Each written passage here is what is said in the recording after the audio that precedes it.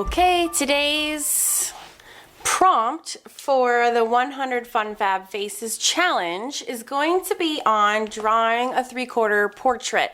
Yay! I know this has been a very long awaited video, and I'm so happy to announce that today is the day. Now, get my lighting situated here. Today I'm going to be working on a hot pressed paper. I love working on hot pressed watercolor. This is watercolor paper because it's super smooth, but then you can also work with water soluble materials on top.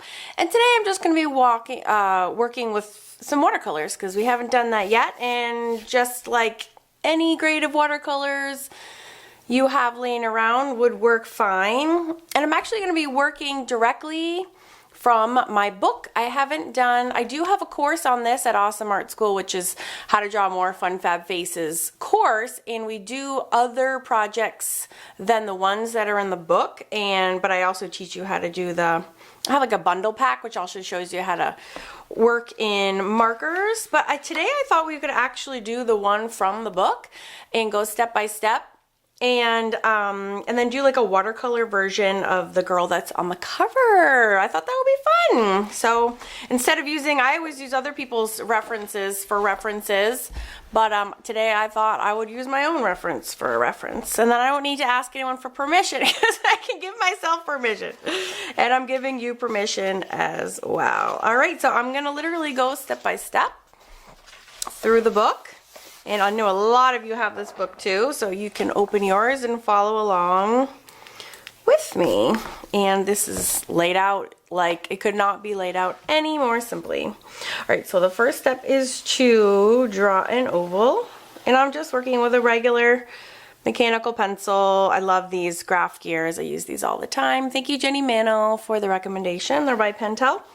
Okay, and then we have two guidelines. We're going to drop a center line down the middle and then one across the middle going this way.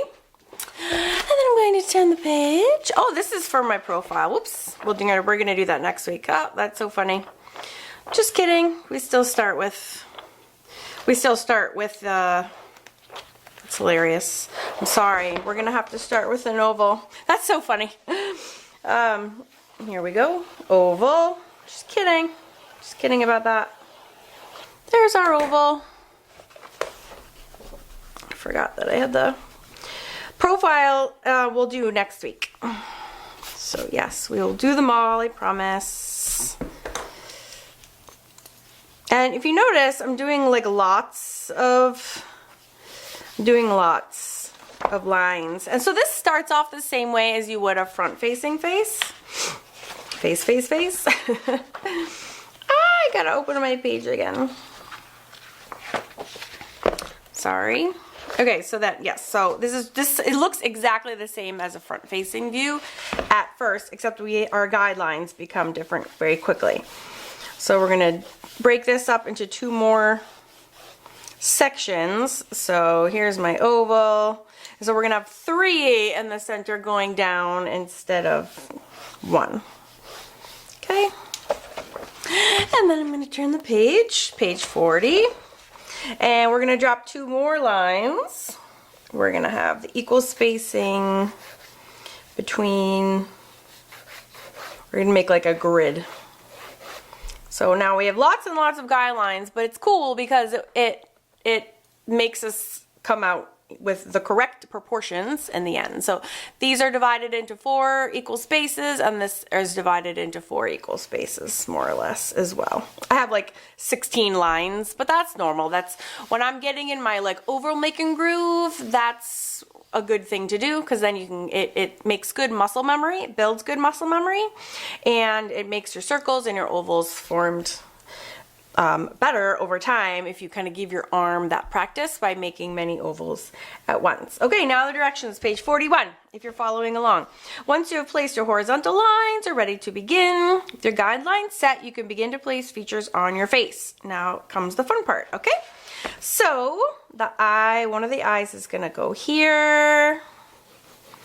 The front facing eye is right at this intersection. All my books are very step by step. And then this one says second eye gets a bit squished here. So it's going to be like the same height as this, but it is going to be squished, and then like I show a line going in like this. So it says place indent here. So I'm going to place the indent here. Awesome. And then there's going to be a nostril line here, and then there's these funny guidelines for the mouth that we can put in right here. And the neck comes out of this intersection of the chin, of the oval, and the middle line comes the neck, and then this intersection of this line and this oval becomes the back of the neck. Okay, and then the ear can go in here. And then we start connecting up the line. So this one becomes solid. And then this line comes out. And this line, which if I turn the page, I talk about like this line you can kind of adjust. Well, you can adjust all the lines as you can in all the faces. So this one can come in. You know, every single face, kind of, you have the oonching power, right? All right, so these are all your guide circles, and shoring up these lines is necessary. Okay, and then you're going to connect up those lines. So I'm gonna zoom in, and we can shore up this line. So here's my guideline. So I'm gonna make a little, I'm gonna start by making this little tear duct. So you can see, you add the tear ducty thingy. Yep, very official language in this book. Very artistic. It's how I roll, very professional like that. And then of course, if you want to make like a dramatic eyelid, you totally can do that here.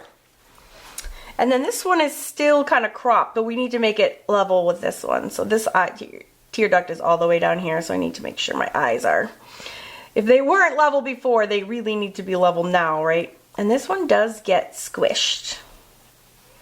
And then here is the eye duct here. And it is, it gets cropped off by that indentation, doesn't it? And I want to make sure that my spacing is correct. So I really don't want to come out further. You know how important that eye spacing is when you're doing a front facing? Well, it's just as important when you're doing 3/4 as well. Okay, and then the nose bridge comes, it swoops from this guideline. And then of course it depends on how kind of big or bulbous your nose is, but your nose can come forward. And then this is the nostril. That was the what's it called? The holding place for the nostril. Kind of comes there. So it's like the circle could have been there. And hopefully I'm zooming in enough. And then as far as the lips go, this goes like this.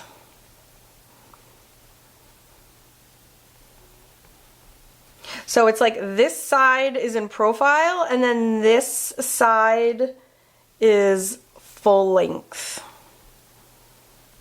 Does that make sense?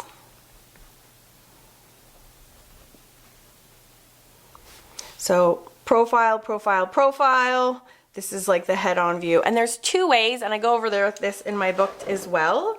There's two ways to do the profile. One way is where it's like that, where that's in the profile, and then there's another way where you see, I talk about this in the book, you can actually see the other side of the nostril. So you really have two choices, and I compare them again here. You have this style where it's profile, profile, and then you have this style where you see like a squished nostril, squish side. So you can choose which way you want to draw. Let's see, we're doing our cover girl, so I will show the other side. And so to do that, you have one side over here, and then you have your other guideline over here. So what you do is you have your front of the nose, okay, and then you do see this little boop this little bit hiding here. And, sorry, it's getting really heavy. And over here. So you get it on both, sides a little bit. You can't see as much as that. This side is much more little. And then the same thing with the mouth is like this becomes like a scoonched version. So you see like a little bit of it, but not the whole thing.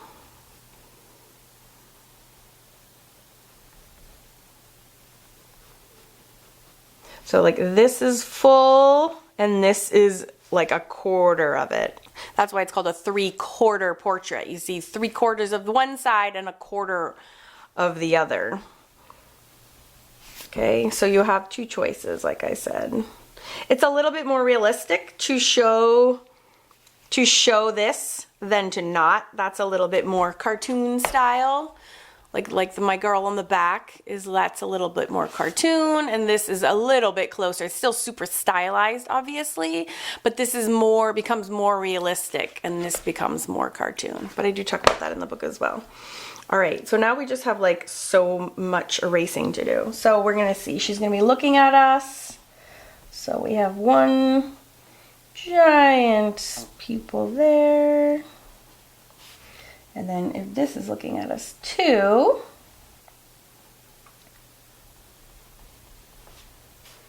make sure our eyes are looking the same way. Oh, this needs to be centered. That's like a humongous pupil. And then I love doing these cat eyes. I do this, if you guys haven't grabbed that mixed media free lesson, you should totally do that. Oh, and I love the haircut I gave her, so I'm going to give her the same thing. So it's just the hair is just the same as it is when you're doing front, where you have to start with a part. So, and your hair comes in the oval and over the head oval just the same way it does on a forward-facing face. I've done a ton of hair tutorials, but here's the part. Okay. And we're going to swoop this like this. Whoop. And then this goes like this. Whoop. And then we have body outside the head as well as into the oval. I do not love these little swoopy bobs. And then this comes over like this. Okay, so the hair always has volume into the head shape as well as over and beyond the head shape, starting with our part. And you can even make it more exaggerated. Look how cute she is. And maybe she has like a little bit of like hair like peeking out on this part as well, you know? Okay, oh, she needs some eyebrows. But first let me erase some of these guidelines. Like it's getting a little hairy in here. So many more guidelines to make.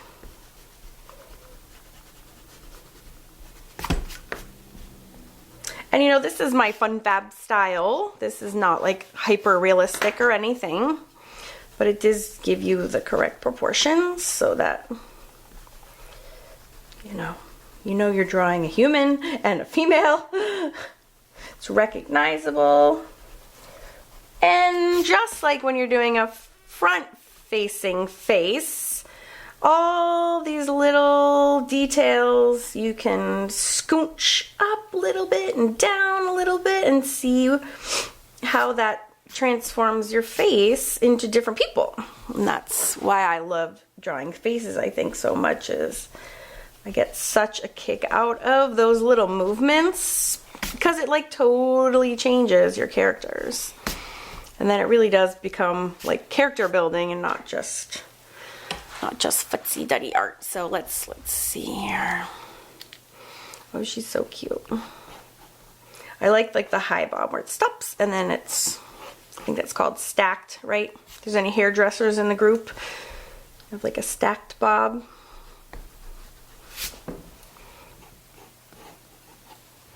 And doo-doo. You know, she's cute. Maybe she's like another wing of hair over there. She has no eyebrows. She needs some serious eyebrows. All right, so this one, this nose swoop can join up to an eyebrow here. And we're gonna, that kind of will disappear under her hairline in this case. And then this one is the same as a forward facing line. And I'm doing just these kind of cartoony eyebrows. And there's her. She's kind of sitting far down on the paper, but oh well.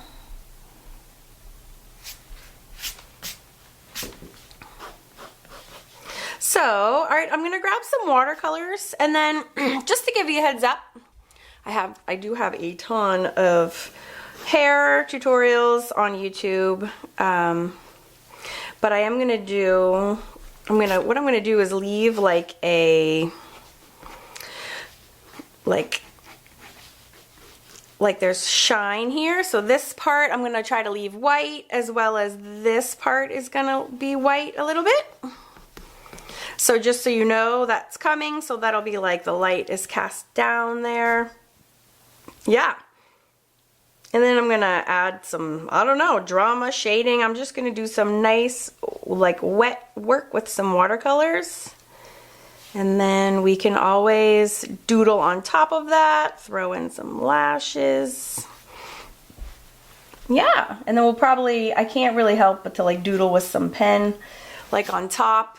And, you know, I don't know. We'll see how this develops. I don't really have a plan. I'm just kind of here having some fun today. But there is our 3/4 profile. Boop, boop, boop, boop, boop, boop, boop, boop, boop. Just scribbling with my pencil. And I'm just gonna leave those marks all there. I'm gonna go grab some more. I'm gonna work with this. My sister got me this for my birthday, and I haven't used it very much. It's this little Winsor & Newton watercolor travel set, and I have my favorite watercolor brush with this, which are these black velvet brushes. Oh my god! I didn't understand. You know, I feel like with any, or I'm using this like sandy color for skin. I feel like with any I can't talk and paint at the same time. With any, what was I gonna say? I forget what I was gonna say. All right, never mind. I'm just gonna go for it. It's a little like sandy.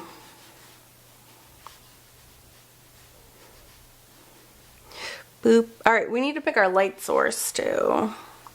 I'm going to do the shading the same way as the girl on the cover. So this, and I do have shading guides in here too, just like I do for the other books. And I can't find it. Where is it? Oh, anyways, I'm going to follow this one, then do the shading the same way. Do, do, do, do, do, do. So I'm going to use that blue mixed in with this one for the darker areas. And I'm working wet on dry.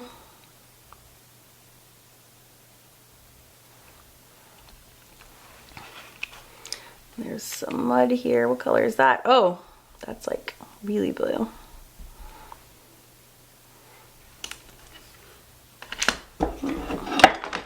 This fancy mixing palette I have here. I'm so fancy. This is like brown.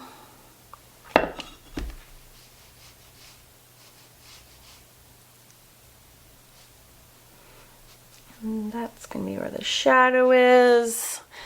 So one thing with working with watercolors, do not overthink it. Just pretend you're 5 and slap on some color. I think the biggest mistake people do is they just like freak out about it. Just relax. We'll throw down some shadows. It's okay. It's just paint. We will get through it, I promise.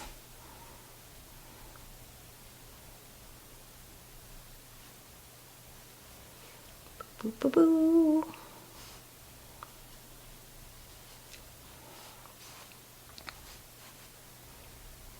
And this is kind of dark. The chin is always shady McGee.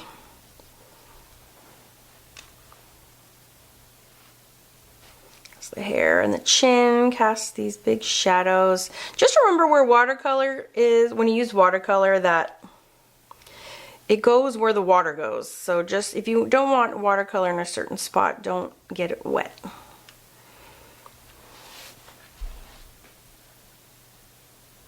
Get some extra shading up there.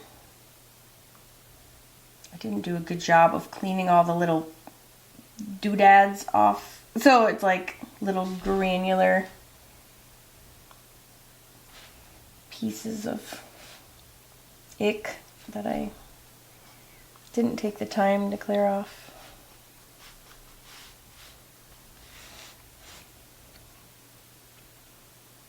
And remember, you can also mix watercolors with other things. You can use colored pencil in it. You can use markers in it. There's like a lot of things you can layer it with. So if you don't get it right the first time, that's okay.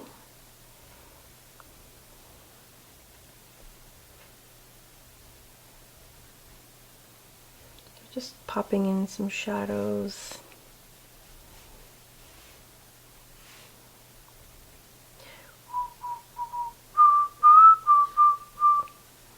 Yeah, yeah, yeah. Yeah. So it's like the shadows go where the hairline is, right around here. Whoop. And under the chin. I'm just using that straight up brown just to keep things simple. Under here. Under the nose. Boop, boop, boop, boop. Don't have a color yet for the hair. And then under the nose, it's always shaded. And you don't have to do this if you don't want to use watercolors. You don't have to. You could try marker, or you can do the marker again like we did the first week. And I usually keep my hair dryer nearby so I could dry this quickly because I hate waiting for things to dry. It's boring. So I'm going to do that.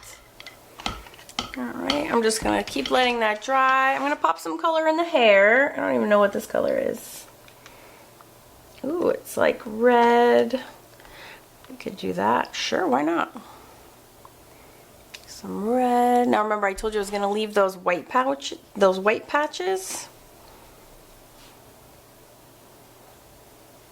So it's like the part gets solid color.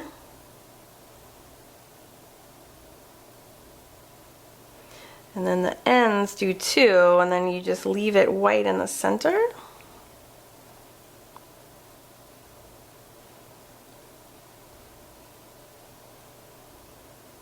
And if you notice, I'm starting at the part and pulling down the paint, and starting at the ends and pulling it up. You can maybe run like a couple strands through. Just show that your hair is coming around.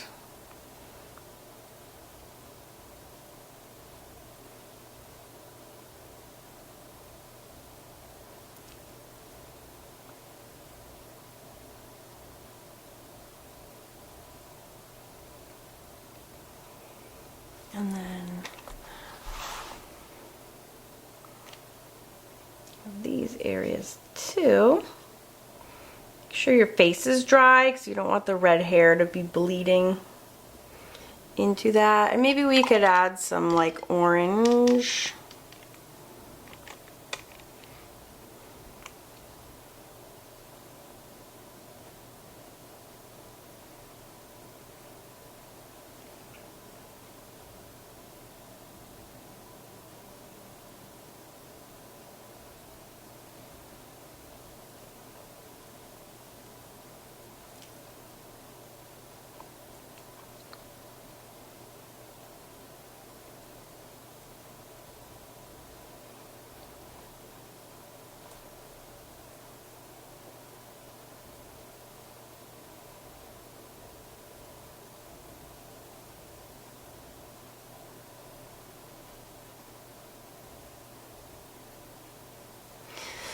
So we need that to dry.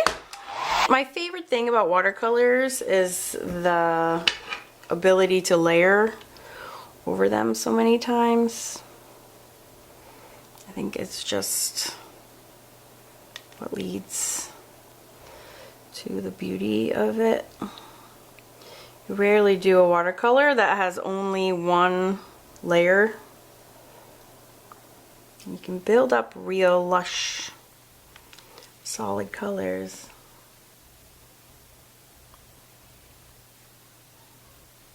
So again, I'm just starting at the roots. Oh, and I should do a little lippies too while I'm here. Really should grab a smaller brush. This one is like way too big for this little space.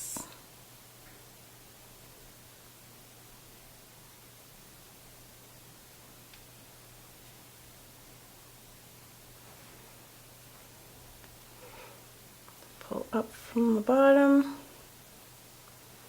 down from the roots. You can do layer over and over and over again, which is what I'm going to do. Dry that. I'm going to do one more pass to get some real dimension kicking. What is this color? Ooh, so if you mix some green in with the red, you will get this nice deep brown. Because opposites on the color wheel, but you also actually have straight up brown. But opposite colors on the color wheel will make brown. It adds again just more dimension into your pieces.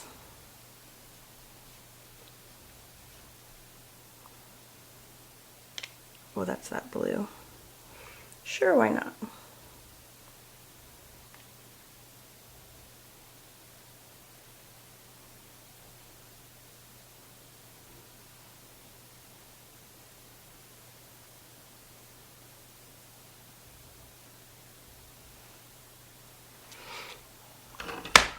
And dry. And then, like, welcome to the ugly stage. This is the ugly stage, when you're smack in the middle. And this is a stage that happens in every medium, wherever you are. Ooh, if her eye was that green, it'd be like the opposite of her hair. It'll make them stand out. Again, you don't have to use watercolors. You can use anything on watercolor paper. You can use acrylics. You can use marker. Watercolor paper is like kind of the perfect substrate. But yes, this is the fugly stage. There's just like no way around it. But that's all right. You have to keep going. Oh, she looks terrible. The only way to get over it is to work through it. So just keep going. Just keep working.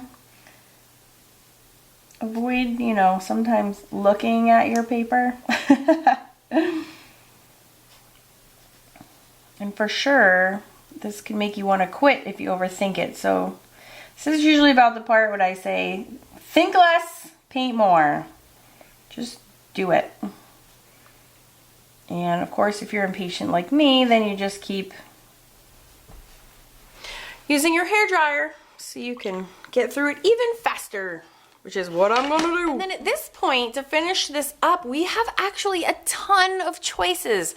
You could go in with pencil, you can use colored pencil, you can use something like Pitt pens or Posca pens to do very careful strategic lines over this. You could do real loosey-goosey with like a fountain pen.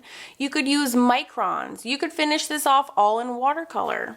So the choices at this point, when you have all your base in watercolors, is like, you can use watercolors with so many other mediums. If you're using watercolor paper and watercolor as your base, you can do so much on top.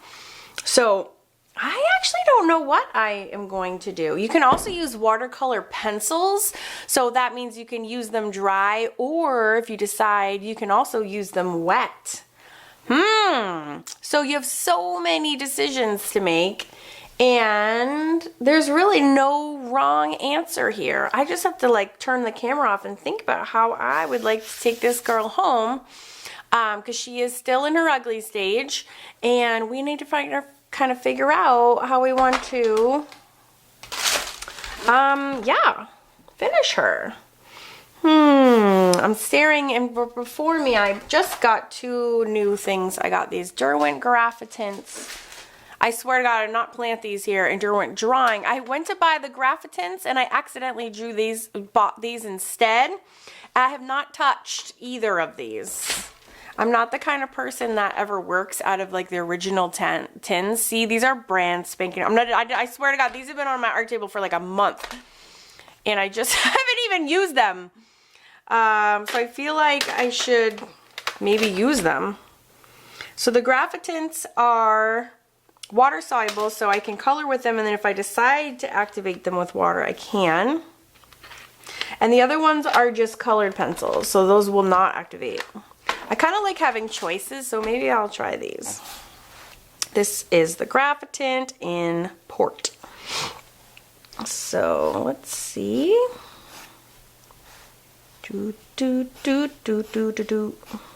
Sorry, I have an earworm, as my mom calls it, when you have a song stuck in your head.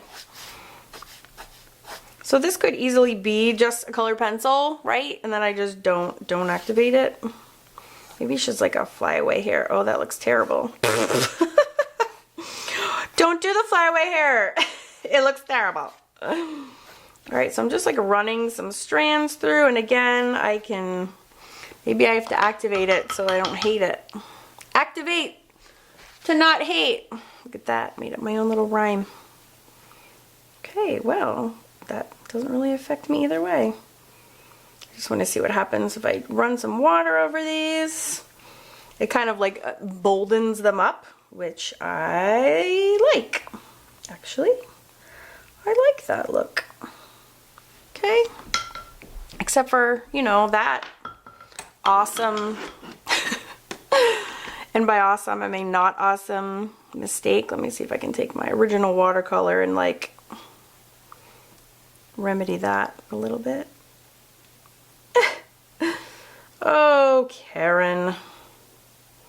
See, guys, this happens to the best of us. That is ridiculous. Oh well. It happens. Right? Now you know. Alright. Blah, blah, blah. So I think I'm done with those. Now I'm going to dry this and go in with my dry. This is a light sienna.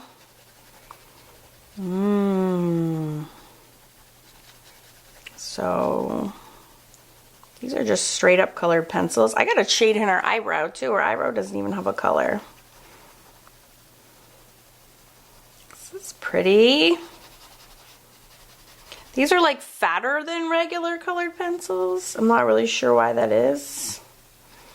I love Derwent pencils though, and they can do no wrong. For me anyways. This part doesn't even have like watercolor on it.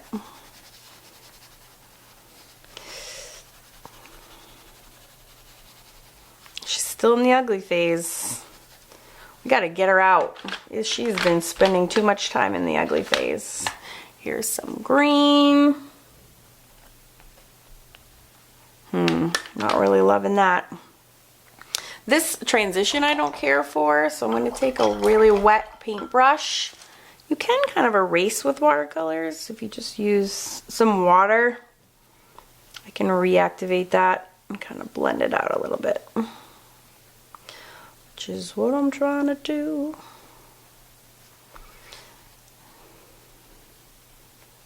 Works a little bit. That's better. Going with the Posca pens. Posca pens are paint in a pen, and they are awesome, and you can work over like anything, any kind of surface. They're seriously awesome. So we gotta get her pupil in here. She's bothering me so much because she's been in the ugly phase for way too long. I'm gonna give her a colored pencil. Which one is this? I don't even know if this is the Graphitint or not. Nope. This is not water soluble. So, and Poscas come in 2 different nibs. They have these like teeny tiny all the way to big fat mama ones. That's right, I said it, big fat mama.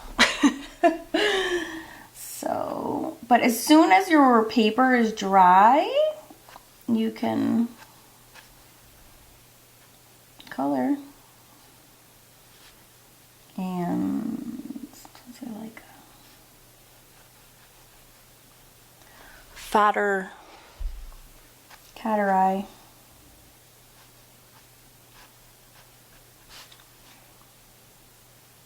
They like work, they literally work over anything. It's pretty crazy. And you can decide to doodle like I'm doing, kind of over like everything. And you can be loose like this, or you can be like super structured and have like a really firm, deliberate hand. And the choice is kind of up to you, really, how you want to work it. I'm feeling loosey-goosey today.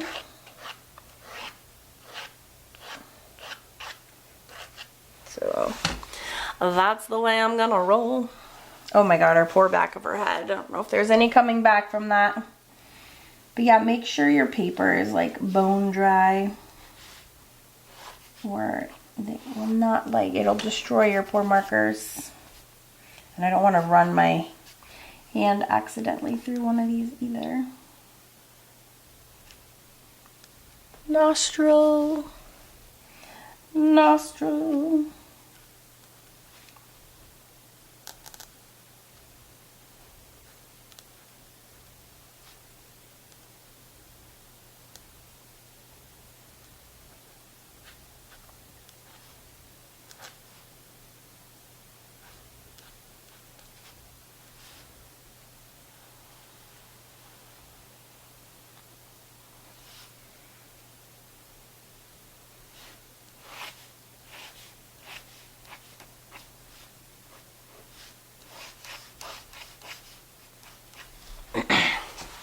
She's coming out of the ugly phase, you guys. She's coming out. Oh, that was not a good line. It is good when you're doing line work to, like, pretend to be really confident. Like, even if you're not, draw like you are. And that will help your lines. Just, like, be assertive with your line work. Oh, I like the little, like, weep, weep.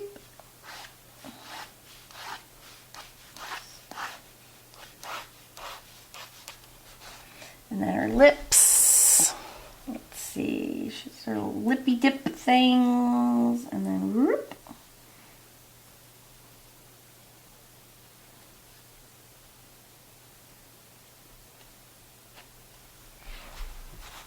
Oh, I feel better. She's getting there. She is getting there. So I ended up highlighting or outlining all of this. And having those little cutie extra like lines in the back. Maybe we'll even go like to the extreme. Maybe she's like a little bit of a mess. It's kind of cute actually. Oh, she's coming along. I don't know why my voice is sounding like that. All right, and then I just want to like work on her eyes a little bit. They could use a little help, I think. I'm going to darken either side of her eyelids with, I guess, a colored pencil. How about we do that in, I'm going to try this color, whatever this is, warm gray.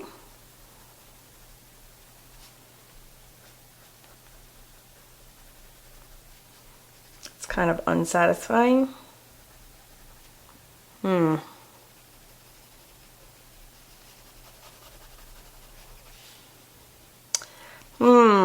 that didn't really do it for me. Let's see, how about, what's this?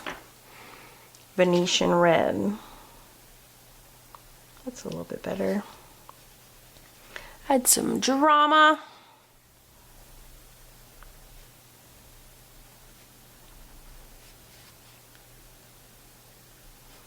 To our eyelids. And you can always add more shading for more drama. Shading parts along the face line, along the neck, under the hair.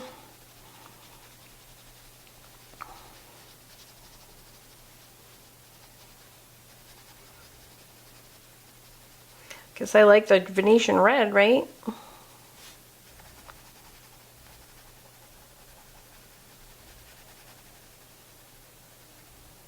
Okay, now we need some highlights because she's like got lots of drama, but we need to punch up our highlights a little bit too. And again, I'm following the shading that I've already done on the book cover. I don't like this is so dark right there. I don't like this section is like, you know what we can do is maybe we have like a loose hair, like, oh, to detract your eye from it. Ooh, I like that. Yes, yes I do. Okay.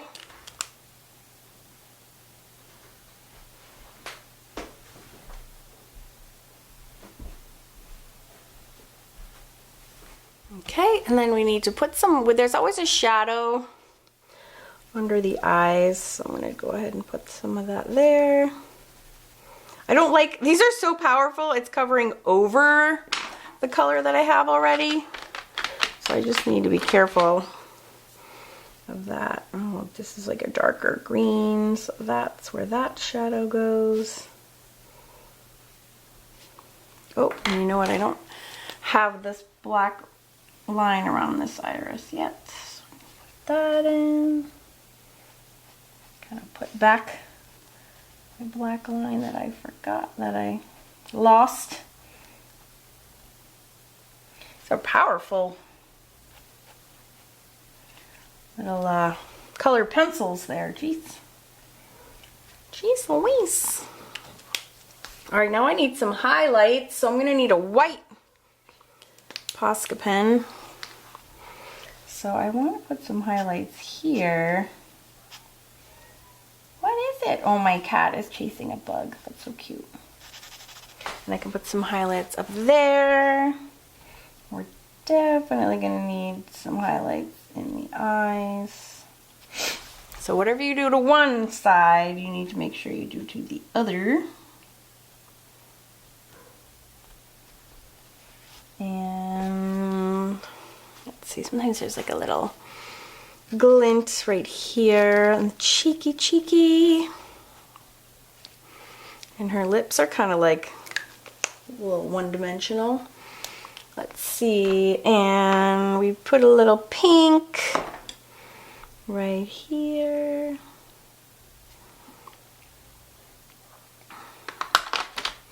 Oh, she's cute now. And let's see. Just making her bottom look not so boring.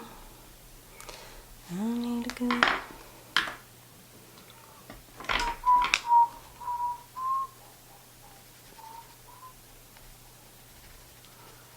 Yeah.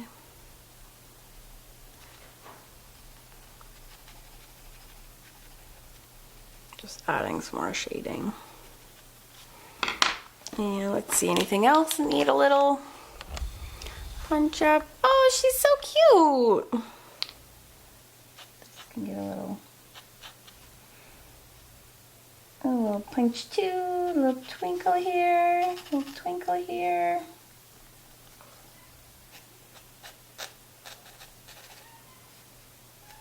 Rosie. She's freaking out because there's a bug.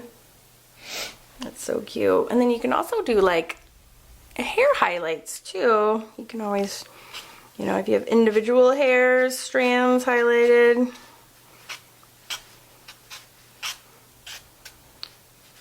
Punch that up a little bit. Oh my gosh, she's so cute. Yeah. And there we have our 3/4 portrait. The only thing I would maybe add is like, this is a little, that transition is a little rough. I might try to soften that a little bit. And you can also do that with, oh, there we go. Just drag the color more into it. But yeah, she's so cute.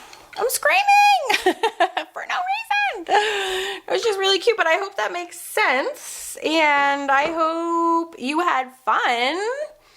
I'm loving her. I must confess, I don't normally like love my things so much, but like I'm just loving her. She's so cute. Yeah, so keep posting in the Facebook group and on Instagram. And tagging me, Karen Campbell Artist. I'm like loving checking out the hashtag and seeing how many posts there are. It's really exciting, you guys. And seeing everybody's progress is crazy, crazy cool and crazy exciting for me too. And don't forget to use the hashtag 100funfabfaces because we are totally making 100 fun fab faces. It's so, so great to see. I cannot even get enough. If you guys have any questions whatsoever, I hope you know that you can always you know, just reach me and just tag me in the Facebook group, and that's Awesome Art School with Karen Campbell is the name of that Facebook group. Yeah, just tag me. But isn't it crazy how much you can achieve with just so few products? Like, the possibilities are just crazy cool and crazy endless. And I could not be having any more fun with this entire adventure with so many amazing people. I am just so grateful that everybody is here and playing along and learning with me. Next week we are gonna do profiles. So yeah, and it's in that same book, and this book also is available on Amazon. It's also available in Kindle format if that's better for you. So happy drawing. Cannot wait to see your 3/4 portraits, and I will see you on Instagram and in the Facebook group. And if you have any questions, you can always also leave them here in the video, because I always read and respond to all the comments on YouTube as well. So happy drawing, you guys. Thanks so much for being here.